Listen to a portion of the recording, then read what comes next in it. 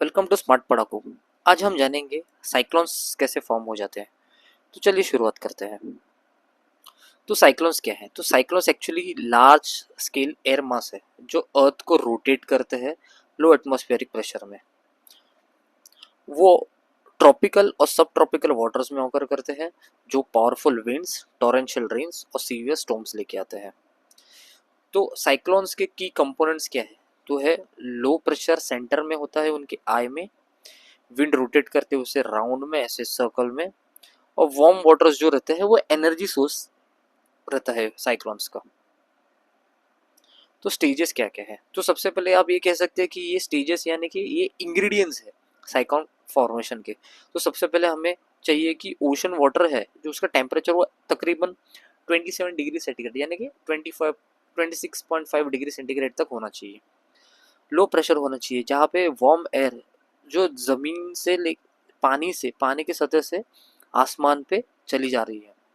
Air convergence होनी चाहिए। जो एयर मूव्स है, जो आपको तो पता है, जो एयर है वो हमेशा हाई प्रेशर से लो प्रेशर में घूमती है।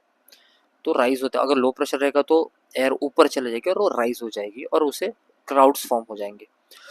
और जैसे कि अर्थ रोटेशन होता है, जो जैसे अर्थ रोटेट होता है तो इससे इसके कोरियोलिस फोर्स एक फॉर्म हो जाती है और इससे हवा स्पिन हो जाती है और ये स्टोम का कन्वर्जन होता है। जो कंटिन्यूस एनर्जी जो ओशन से मिलती है, जो हवा को मिलती है, तो उससे स्टोम हो जाता है और ये स्टोम आगे बढ़ जाके साइक्लोन फॉर्म हो जाता है। तो साइक्लोन की डेवलपमेंट स्टेज है, जैसे कि मैंने आपको बताया कि पहले एक धीरे से हवा रहती है जो कंटिन्यू हो के उसकी स्पीड बढ़ती है और स्पीड बढ़ने से वो साइक्लोन में फॉर्म हो जाते हैं। तो वैसे ही होता है, ये ट्रॉपिकल डिस्टर्बेंस होता है, ग्रुप ऑफ थंडरस्टॉर्म्स साथ में आ जाते हैं। अगर उनकी स्पीड तकरीबन 61 किलोमीटर पर आवर के हिसाब से है तो उसे ट्रॉपिकल डिप्रेशन कहा जाता है। अगर उनकी speed 62 to 117 kilometre per hour तक है तो उसे स्टॉर्म कहा जाता है। और अगर इनकी स्पीड 117 को एक्सीड करती है या फिर 118 तक पहुंच जाती है तो इसे साइक्लोन कहा जाता है। तो जैसे कि मैं आपको बेसिकली बताता हूँ तो साइक्लोन कैसे फॉर्म होता है। तो समझिए कि ये क्लाउड्स है, यहाँ पे बारिश चालू हो रही है, समझिए यहाँ पे लो प्रेशर है तो एयर अभी यहाँ से ऊपर हो जाएगी, चली जाती है और ये साइक्लोन्स को फॉर्म करती है। तो साइक्लोन के इम्पैक्ट्स क्या क्या होते हैं? तो साइक्लोन आने से स्ट्रॉन्ग विंड्स आती है जो बिल्डिंग्स को, इंफ्रास्ट्रक्चर को सीवियरली डैमेज करते हैं क्योंकि हवा में उतनी ताकत होती है।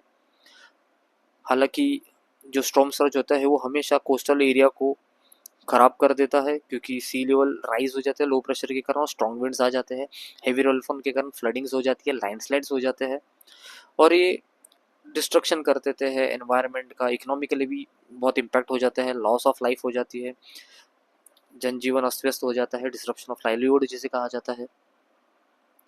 तो हमें सबसे पहले उसके साइक्लोन आने से पहले क्या क्या सेफ्टी करनी चाहिए? जैसे कि अभी अर्ली वार्निंग सिस्टम है तो हमें साइक्लोन अलर्ट्स पे ध्यान देना चाहिए।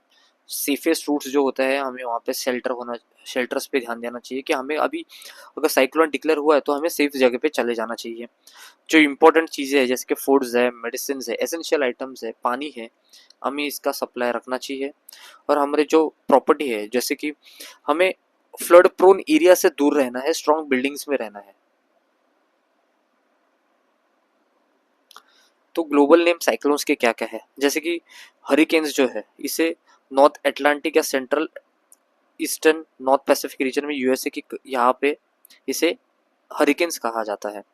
टाइफून्स जो नाम है तो वो है वेस्टर्न नॉर्थ पैसिफिक रीजन यानी कि यहाँ पे जापान में, चाइना और फिलीपींस साइड में, यहाँ पे इन्हें टाइफून्स कहा जाता है, यहाँ पे इसे हरिकेन्स कहा जाता है। साइक्लोन्स जो है वो साउथ पैसिफिक रीजन में यहाँ पे और इंडियन ओशन यहाँ पे इसे साइक्लोन्स कहा जाता है। और ऑस्ट्रेलिया के पार्ट में इसे विली विलीज कहा जाता है। तो रिसेंट साइक्लोनिक इवेंट्स क्या क्या है? जो 2023-24 में जो साइक्लोन मोखा था जो मई 2023 में था, इसने म्यांमार को बांग्लादेश को हिट किया था। इसमें मैक्सिमम विंड स्पीड थी 195 किलोमीटर पर आवर और ये अब तक का सबसे स्ट्रॉन्गेस्ट था बे ऑफ बंगाल का साइक्लोन। फिर था हरिकेन इडालिया जो इसने फ्लोरिडा और यूएसए को हिट किया था।